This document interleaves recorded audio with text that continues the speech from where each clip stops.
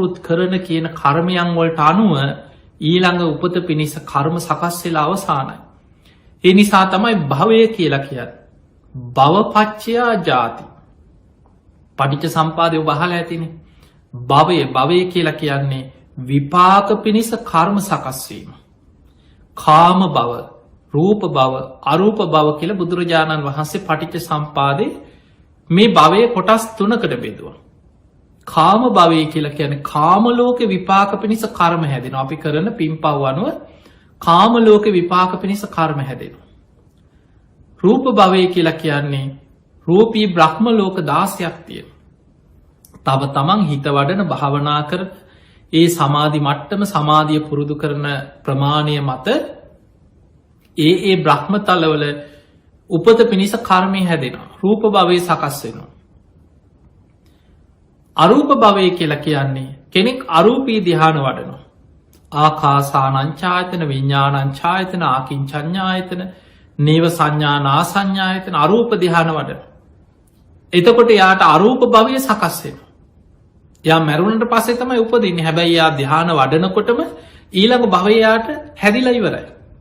එතකොට ඔන්න ඔය විදිහට කාම භව, රූප භව, අරූප භව හැටියට භවය කියලා කියන්නේ විපාක පිණිස කර්ම සකස් වීම. අපි ජීවත් වෙලා ඉන්න කාලේ අපි කවුරුත් කරන කියන දේවල් මත අපිට කර්මය හැදිලා තියෙනවා. අපි ඉදිරියටත් කරන කියන දේවල් වලට අනුව ඒ කර්මය වෙනස් වෙවි සකස් වෙනවා. යම් මොහොතක මැරුණා නම් ඒ මැරෙනකොට අර බලවත් වෙච්ච කර්මය මත ඇදිලා යනවා. එතකොට අපි ගමු දැන් ගති නිමිති ගැන. දැන් ওই සකස් වෙලා තියෙන කර්ම මරණාසන්න මොහොතේ බලවත් වෙනවා. සමහර වෙලාවට නොසිතන විදිහට කුසල් යටපත් කරගෙන අකුසල් බලවත් වෙනවා. ඒවට කියනවා ආසන්න කර්ම. කුසල් මැඩලන අකුසල් එහෙම වෙන්නත් පුළුවන්. අකුසල් මැඩලන කුසල්.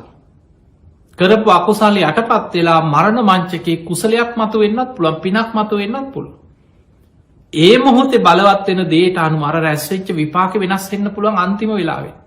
ඒකයි භයානකම. හොඳට සුගතිය යන්න පින් කරපු කෙනෙකුට අවසාන මොහොතේ අකුසලයක් බලවත් වෙලා අර විපාක වෙනස් වෙන්න පුළුවන්. දැන් ධර්මාශෝක රජුරවන්ට උනේ අවසාන මොහොතේ ද්වේෂයක්, වෛරයක් ඇති වුණ අර ළඟ හිටපු පවන් සලන කෙනත් එක්ක. ආසන්න කර්මයක් හැටියට අකුසලයේ බලවත් වුණා ඒ වෙලාවට. ෂණිකව ප්‍රතිඵලය වෙනස් වුණ අන්තිම මොහොතේ. අන්න ඒකයි පෘථග්ජන ජීවිතේ භයානකම. මරණ මංචකේ පවා අවසාන මොහොත පවා ජීවිතයේ තීරණාත්මක තැන. හැබැයි පින්වතුනි බුදුරජාණන් වහන්සේ පෙන්වුවා සෝවාන් වෙච්ච කෙනාට ඔය අනතුර නැහැ.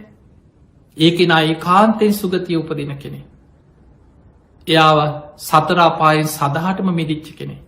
එතකොට මරණාසන්න කෙනෙක් දිව්‍ය ලෝකේ උපදින විදිහට පින් කරලා නම්, හොඳට පින්කම් කරලා නම් අන්තිම කාලයට ගති නිමිති හැටියට දිව්‍ය විමාන පේන්න පුළුවන්. තමන් වෙනුවෙන් පහළ වෙච්ච දිව්‍ය විමාන තියෙනවනම් තමන් කරපු ප්‍රබල පින්කම් වලට අනුව ඒවා නිමිති වශයෙන් පේනවා. ඒවා සම්පූර්ණයෙන්ම විස්තර පේනවා නෙමෙයි, මේ චිත්‍රපටියක් පේනවා නෙමෙයි. තැන් තැන් වලින් එයාට පේනවා. අර නිකන් හීන පේනවා වගේ ඒවා හිතට මැවිලා පේනවා. හැම වෙලාවෙම එයාට ඒක පේන්න පටන් ගන්න. නිතර පේනවා. ඒක නිකන් දවසක් කලාතුරකින් හීනයක් දැක්කා වගේ නෙමෙයි. එයාට අවසාන කාලේ ඒ නිමිති පහළ වෙනවා. එයාට දිව්‍ය රථ පේනවා. දෙවියන් අහසේ දිව්‍ය රථ වලින් යනවා පේනවා. සමහරුන්ට පේනවා දෙවිවරු ඇවිල්ලා Tamanට අඬ ගහනවා. අපි ළඟට එන්න. අපි ළඟට එන්න. අපේ දිව්‍ය ලෝකෙට එන්න කියලා අඬ ගහනවා පේනවා. දැන් ඔබ අහලා ඇති දුටුගැමුණු රජතුමා මරණාසන්න වෙච්ච වෙලාවේ දෙවිවරු දිව්‍ය රථ 6ක් අහසේ පෙනී ඉඳලා ඒ දිව්‍ය ලෝකවලට දෙවියන් අඬ ගැහුවා කියනවා. රජතුමා එන්න අපේ දිව්‍ය ලෝකෙට. අනේ රජතුමා එන්න අපේ දිව්‍ය ලෝකෙට. අපිත් එක්ක එන්න. අපේ දිව්‍ය ලෝකෙට යන් කියලා දෙවියන් අඬ ගැහුවා කියනවා.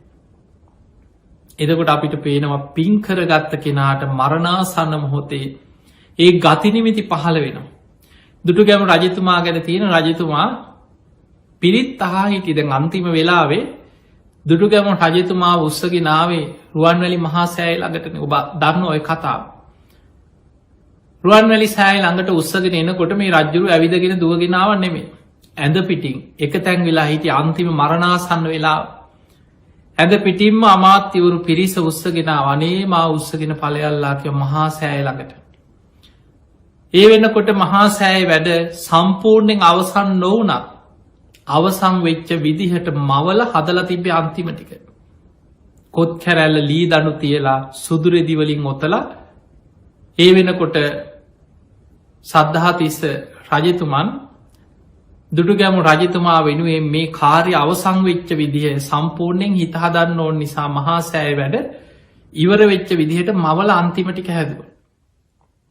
චෛත්‍ය ළඟට උස්සගෙන එනකොට සුදෝ සුදුවට මහා සෑය පේන පුදුම සතුට සාදුකාර දිදී බුදුගුණ කිය වන්දනා කරා. අනේ මා උස්සගෙන ඵලයල්ලා කිය මහා සෑය වටේ මා වන්දනා කරෝ පල්ලා කිය.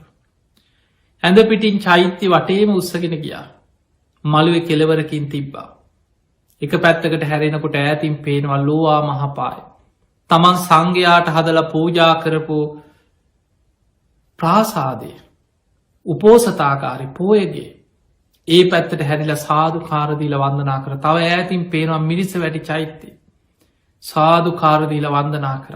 රුවන්වැලි මහා සෑය දිහා බලාගෙන තමන් කරපු පින්කන් සිහි කරනකොට අමාත්‍යවරේ පින් පොත ගෙනහල්ලා රජතුමා කරපු පින්කං එකින් එක රජ්ජුරුවට සිහි කරලා මරණාසන්න වෙලාවෙ පින බලවත් කරා.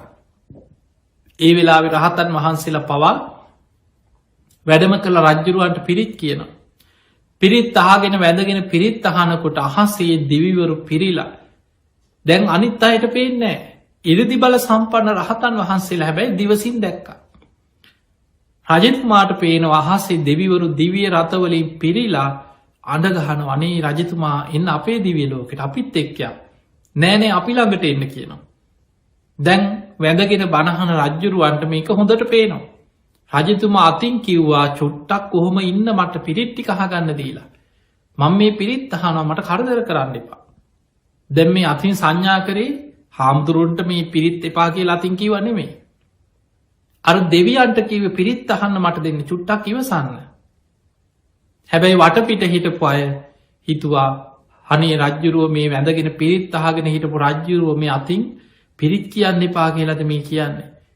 ඔච්චර පින්කං කරපු රජ්ජුරුවෝ මේ මරණාසන්න වෙලාවේ කල්පනාවත් අඩුනාද කියලා හිතුව. මේක දැක්ක මිනිස්සුන්ගේ සිතුවිලි දැක්කා හිත දකින නුවණක් තිබ්බ තේර පුත්තාබේ මහරහතන් වහන්සේ. මල්මාලා 6ක් ඉල්ලගෙන අධිෂ්ඨාන කරලා එතන හිටපු පිරිසට දුන්නා රජතුමාට මේ මල්මාලා 6 අතේ තියලා මේ අහසට විසි කරවන්න කියලා. අර මල්මාලා 6 අහසට විසි කරනවා සමගම අහසට පැන නැකලා දිව්‍ය රථ 6ම වෙන වෙනම දැවටුණා. දැන් මිනිස්සුන්ට අහස දිහා බලනකොට දෙවියන් පේන්නේ සාමාන්‍ය මිනිස්සුන්ට. දිව්‍ය රථ පේන්නෙත් නැහැ. හැබැයි අහසේ මල්මාලා 6 එල්ලිලා තියෙනවා පේනවා. අන්න මිනිස්සු දැනගත්තා අනේ අපි දැක්කේ නැති වුණාට මේ අහසේ දෙවිවරු පිරිලා අපේ රජතුමා කියන්න දෙවිවරු ඇවිල්ලා. රජතුමාට පේනවා. ඔය වෙලාවෙ තමයි පිරිත් අහලා ඉවර වෙලා රජතුමා අහන්නේ ස්වාමීනි මේ දෙවිවරු දිව්‍ය රථ 6කින් මට අඬ ගහනවා. මෛත්‍රී බෝසතාණන් වහන්සේ දැන් වැඩ ඉන්නේ මොන දිව්‍ය ලෝකෙද කියලා ඇහුවා. රජතුමනි තුසිත දෙව්ලොව කිව්වා. එහෙමනම් මමත් මෛත්‍රී බෝසතාණන් වහන්සේ වැඩ ඉන්න තුසිත දෙව්ලොවම හිත පිහිටවනවා කියලා එහෙම වැඳගත්තා. නින්දෙන් පිබිදියා වගේ තුසිත දිව්‍ය ලෝකෙන් ආපු දිව්‍ය රථේ පහළ වුණා කියලා. ඔහොම තමයි අපේ ඉතිහාසෙ තියෙන්නේ. දැන් ඔබට හිතෙන ওই ඉතිහාස කතාවන්නේ කියලා. බුදුරජාණන් වහන්සේගේ කාලෙත් සවැත් නුවර ධම්මික කියලා සිටුවරෙක් ඔය වගේම සිදුවීමක් තියෙනවා. ඔහුත් මරණාසන්න වෙච්ච වෙලාවේ දිව්‍ය රථ අහසේ පෙනී ඉඳලා අඬ ගැහුවා කියන සිටුතුමා අපි ළඟට යන්න අපි ළඟට අපේ දිව්‍ය ලෝකෙට. එහෙමනම් අපිට පේනවා පින් කරපු කෙනාට අවසාන කාලේ ගති නිමිති හැටියට ඊළඟ උපත ගැන ඔය නිමිති සටහන් පහළ වෙනවා. ඒවට කියනවා ගති නිමිති කියලා. ඊළඟට පින්වතුනි ගති නිමිති හැටියට අකුසල් කරපු කෙනෙකුට අපි ගමු පව්කම් කරපු කෙනෙකුට නිරේ යන විදිහටම කර්ම රැස් කරලා නම් ඔබ අහලා ඇති ධනංජානි කියලා සූත්‍රයක් තියෙනවා. මේ ධනංජානි කියන බමුණා පව්කම් කරලා අකුසල් කළ බොහෝ පව් කරගත්ත පව්කාරයෙක්. අන්තිම වෙලාවෙ ගිනි දැල් පෙවුණ කියනවා. තමන්ට දැනෙනවා කවුරු හරි මේ හිස වටේට කඹයක් වෙලලා කිටි කිටි ගාල හිර කරනවා වගේ තමන්ගේ ඔළුව වටේට කඹයක් වෙලලා හිර කරනවා වගේ දැනෙන. උල් පිහිවලින් හිස්මුදුන පලනවා වගේ තේරෙන. මස් කපන පිහිගෙනල්ලා තමන් අල්ලගෙන බඩවැල් තීරු තීරු කපනවා වගේ වේදනා උපදිනවා. 4 දිනක් උස්සගෙන ගිහිල්ලා ගිනි අඟුරු වලකට දාලා තමන්ව පුච්චනවා වගේ තේරෙන. දැන් මේ පහළ වෙන්නේ ගති නිමිති ඊළඟ උපත ගැන නිමිති පහළ වෙන. ඔය වගේ දේශනාවල තිය ඔබ අහලා ඇති ඕන තරම් ඔය වගේ සිදුවී. වර්තමානයේ පවා සමහර අය මරණාසන්න අය කියනවා. අන්න අතන ඉන්නවා මාව එක්කන් යනවා මට ලෝදිය පොවනවා මට අනිනවා ආයුධ වලින් මාව කපනවා ඔය වගේ සමහර අය ඉන්නවා.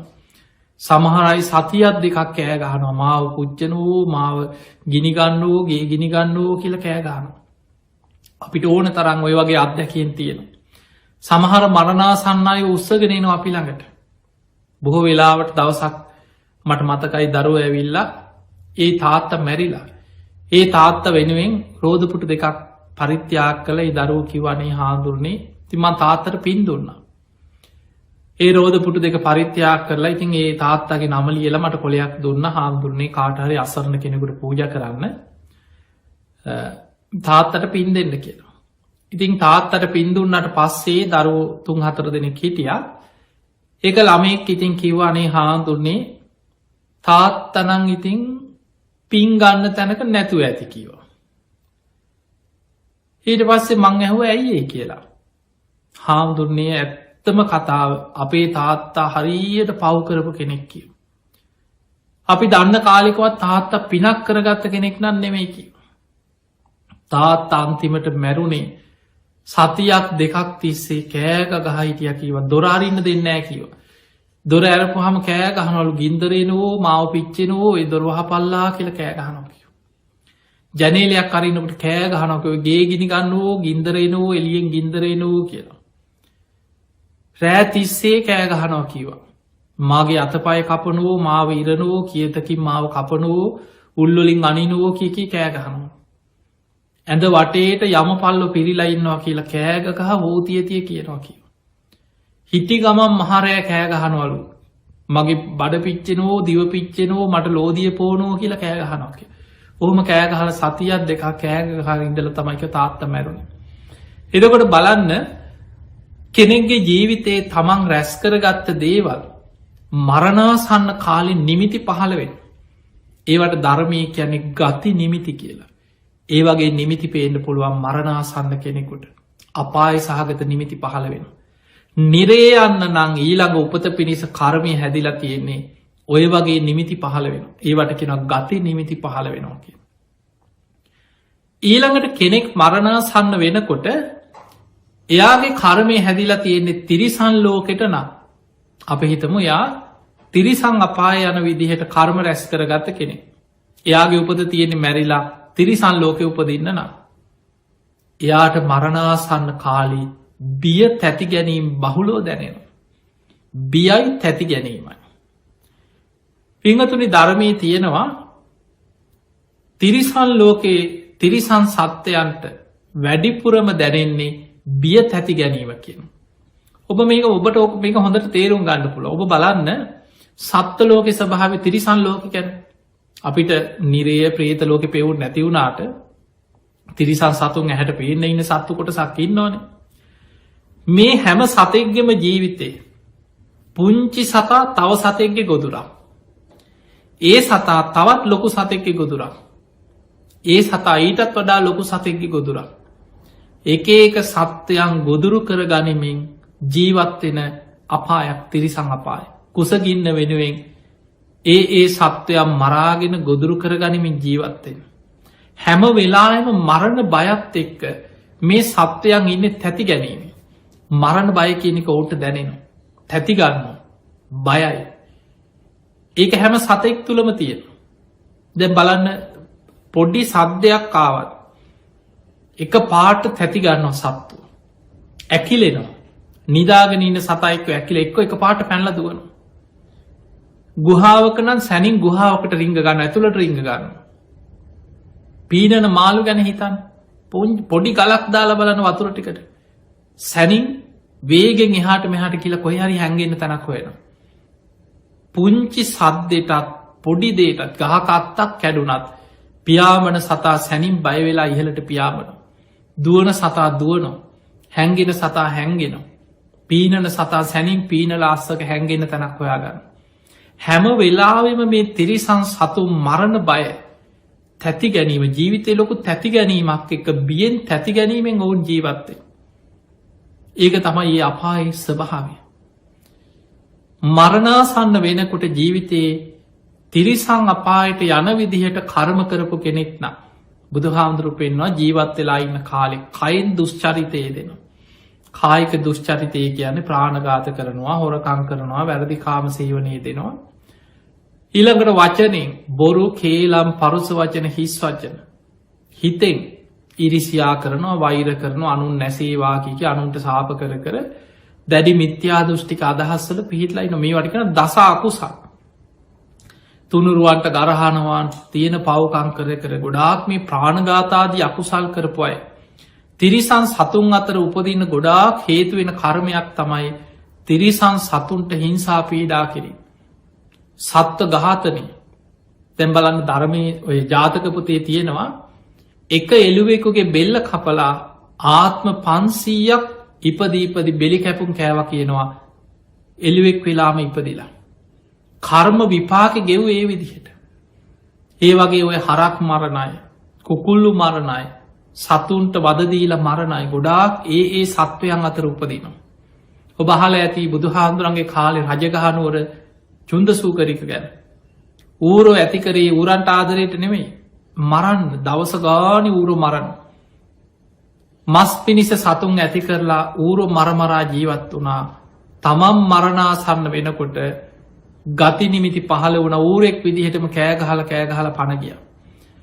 ඒ නිසා මේක තමයි ස්වභාවය. තමන්ට ඒ විදිහටම ඉපදිලා ඒ වගේ මැරුම් කකා යනවා කල්ප ගණන්. ආත්ම 100 200 සමහර ඒවා ආත්ම 500,000 විපාක දීලා තමයි කර්ම විපාක ඉවර වෙන්නේ. මේ සසර අපි ඇස් දෙකෙන් දකින්නවට වඩා දහම් මැසින් බලන් ලෝකෙ දිහා. සසර කොච්චර භයානකද කියලා ඔබට තේරෙයි. එතකොට කෙනෙක් එවැනි තිරිසන් ලෝකෙ උපදින විදිහට කර්ම රැස් කරලා නම් මරණාසන්න කාලේ බය තැති ගැනීම දැනෙන. ඔබ සමහරලාට ඔබට මේ වගේ ලෙඩ්ඩු මතක් වෙන්න පුළුවන්. සමහර අය අපි දැකලා තියෙනවා. අපි සමහර අය වෙවුලනවා හැම වෙලේම මෙහෙම වෙවුල ඉන්නේ. වටපිට බලනවා නිකන් සතෙක් වගේ. බයයි කියලා බලනවා. ඇකිලෙනවා. උණ්ඩි වෙනවා. සමහර අය ඉන්නවා කාමරෙන් ගෙයි කාමරෙන් එළියට එන්නේ. එක්ක ඇදාසේ හැංගෙනවා, දොර මුල්ලේ හැංගෙනවා, උණ්ඩි වෙනවා. සමහරුන්ට පේනවා එක එක සර්පය හරක් කනින්න එනවා කියනවා, නයි එනවා කියනවා ගෙට, බල්ලෙක් පස්සෙන් එනවා කියනවා. එක එක සත්තු පේන්න පටන් ගන්නවා. සමහර අය අපි දන්නවා අපි සමහරුන්ට කතා කරනකොට ලෙඩ්ඩු බලන්න ගිහලා ඔය පිරිත් නූලක් හරි ගැට ගහන්න දන්න කියන අය අපි ගිය අවස්ථා තියෙනවා. කතා කරන්න ඇකිලෙනවා. ඒ ඔළුවේ ඉඳන් රෙද්දක් මොනවා හරි පොරවගෙන ඉන්නේ. කතා කරනකොට ඇකිලෙනවා, උණ්ඩි වෙනවා. යන්තම් හිමීට ඇහැක් දාලා බලනවා සැනින් උණ්ඩි වෙනවා. එතකොට මේ මැරිලා නෙමෙයි මිනිස්සුયો. අන්තිම කාලේ මේ වගේ බයෙන් තැති ගැනීමෙන් උණ්ඩි වෙලා ඇකිලිලා සතෙක් වගේ බලා ඉඳලා ඔහෙ මැරෙනවා. ඊළඟ උපත ගැන අවසාන කාලේ නිමිති පහළ ඒ ලක්ෂණ පෙන්නුම් කරනවා. ඒවා අනිත් අයට කියාගන්න බැරි වෙයි මට මේවා පේනවා කියලා. නමුත් ඒ ලක්ෂණ යම් මට්ටමින් හරි තේරුම් ගන්න පුළුවන්. ඒවට කියන ගති නිමිති, ඊළඟ ගතිය ගැන නිමිති පහළ වෙනවා.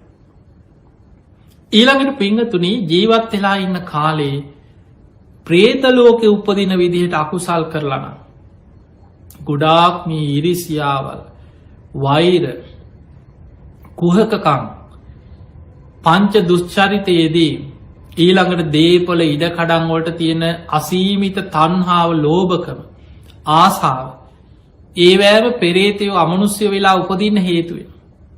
ගොඩාක් අය තමන්ගේ ඉඩ කඩන්ගොට නඩු කියාගෙන වෛර බැඳගෙන සාප කරගෙන දේවාලගානය අනුන්ට ඌනියන් කර කර ඕවාම තමයි ගොඩක් ජීවිතවල ඔබ බලන්න ඔය ගංවල ජීවත්වෙන සාමාන්‍ය මිනිස්සුගේ ජීවිත හැම වෙලාවිම අනුන් එක්ක වෛරයෙන් දවේශයෙන් ඊරිසියා කර කර වෛර කර කර අනුන්ට සාප කර කර තව කෙනෙක් හරියනකොට කෙනෙක් දියුණු වෙනකොට ඇස්වල කටුවනිනවාගේ සාමාන්‍ය මිනිස්සුන්ට ඒවැ ප්‍රතිඵල ප්‍රේත ලෝකයට කර්ම හැදෙන සමහරලාවට ඒ ඉඩ කඩංගොලම අමනුස්්‍යය වෙලා ඒවට ආසාය උපදී ඒ ගෙවල් දොරවල් වලම මලයක්ෂයෝ ප්‍රේතියෝ වෙලා උපදින එදකොට මේ වගේ නොයේ ප්‍රේතාත්ම ගැන සඳහන්ගෙන අපි දේශනාවල කතා කරලා තින ප්‍රේත කොට්ටාස ගැන එදකොට යම් කිසි කෙනෙක් මේ වගේ කයින් දුෂ්චරිතයේදිලා වචනින් දුෂ්චරිතයේදිලා මනසෙන් දුෂ්චරිතයේදිලා නිතර පවකන් කරලා ඉරිසියා වෛරයේ ක්‍රෝධය තුළ ජීවත්වෙලා තන්හාාවෙන් ලෝභකමින් ජීවත්වෙලා මරණාසන්න වෙනකොට එයාගේ කර්ම හැදිලා තියෙන ප්‍රේතාපායටන එයාට ගති නිමිති හැටියට ඒ නිමිති පහළ වෙන සමහරුන්ට අමනුස්්‍යයෝ පේන්න පටන්ගන්න අර මැරිච්ච ප්‍රේතලෝකවල ඉන්න තමන්ගේ ඥාතීන් පෙනීන්නවා සමහර ගොඩක් අයිට ඒ ලක්ෂණ තියෙන ගොඩක් අයකෙන අපේ මැරිච්ච තාත්ත පේනවා මැරිච්ච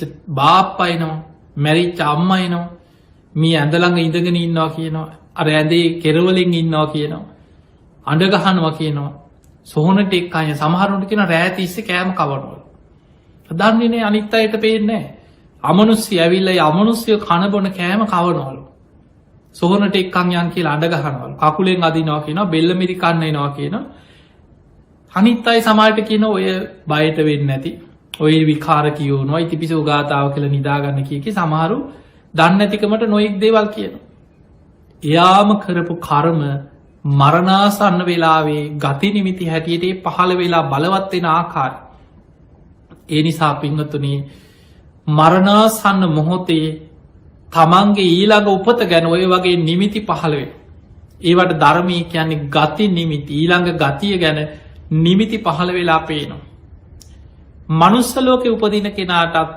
ඒ වගේ නිමිති පහළ වෙන්න පුළුවන් කලාතුරකි ඒ නිසා පිංහතුනේ අපිට මේ දේශනාවලින් ඉතාම පැහැදිලියෝ පේන කාරණය තමයි අපි යමක් වැපිරුවාද මතකතියාගන්නේ නිමිති පහළ වෙන්නේ ඔක්කෝම අනුන් වපුරපු දේවල් නෙමෙයි යාදිසං වපතේ බීජං තාදිසං හරතේ පලක් යමක් වපුරනවද වපුරණ දේමයි අපි නෙලාගත්